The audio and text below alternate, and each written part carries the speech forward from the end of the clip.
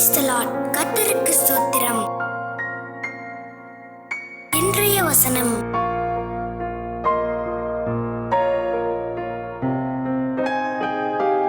நீதிமொழிகள் 3:21 முதல் 26 வசனங்கள்.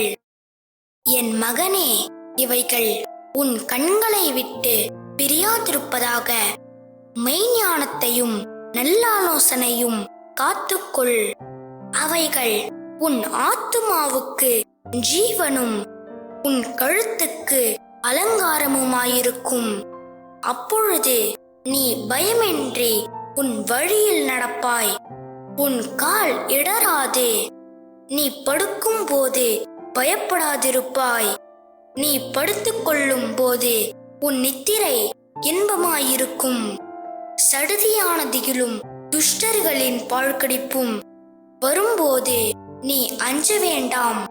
கர்த்தர் உன் நம்பிக்கையாயிருந்து உன் கால் சிக்கிக்கொள்ளாதபடி காப்பார்.